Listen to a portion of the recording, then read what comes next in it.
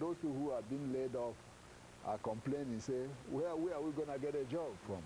So they are trying to now create those kind of, private enterprises so that these people can be able to find, jobs in the private sectors. And of course, the dangers, when you start having private sector jobs, people start getting a lot of money, trouble starts.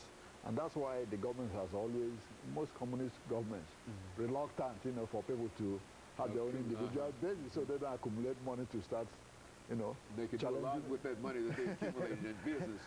Exactly, start challenging that undermines the government itself. That's correct, undermine the government.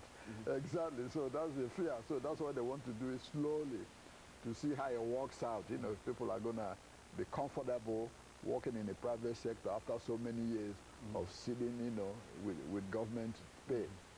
The doctors, some of the doctors are paid less than the janitor, But now Raul says, no, we got to start paying people according to their work and their productivity. No more just, because you are a driver, truck driver, we pay you more than a nurse in the hospital. We can't do that anymore. We got to pay people according to their qualification, so we can have the best people stay in Cuba and work, which is not a bad idea, but it's yet to be seen. I know, though this new changes going on in Cuba is attracting a lot of attention. Some people have said, well, Fidel Castro is against it, but if he was against it, his brother wouldn't have done it anyway. Even though he's sick, like he's been in the hospital, he's no more in charge, he's not the president, but he's still the chairman of the Communist Party of Cuba. Has that influence. Yeah, and since he's the chairman of the Communist Party of Cuba, he's still the person in charge, because you can't be president or anything in Cuba if you're not a member of the Communist Party, which he is the chairman. Okay, so even though his brother is the president, he can still remove. Well, now we're talking about what about over the last couple of minutes? What about the United States' relationship with Cuba? I think do we see any improvements in that? Since President Obama came to office, he has done some things to relax, some of those.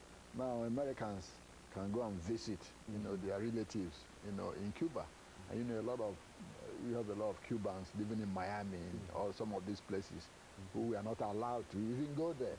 Now they can, and other Americans are allowed to go to Cuba now.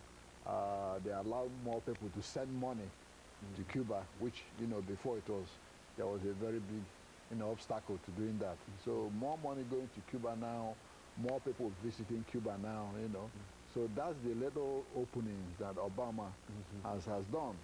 But what is, a lot of people are calling for the embargo to end, which is supposed to, because most of the countries that, broke off relations with Cuba before, particularly in Latin America, all of them have renewed diplomatic relations, all of them. And so we still refuse to trade with Cuba, is that what? That's correct, we are still refusing. Even though the rest of the world appears to be trading with Cuba. Exactly, we refuse to trade with them. Now, what's the major reason for that, though, Dr. Drew? It's still, I don't think any of the presidents has the political will to say, hey, let's end this here.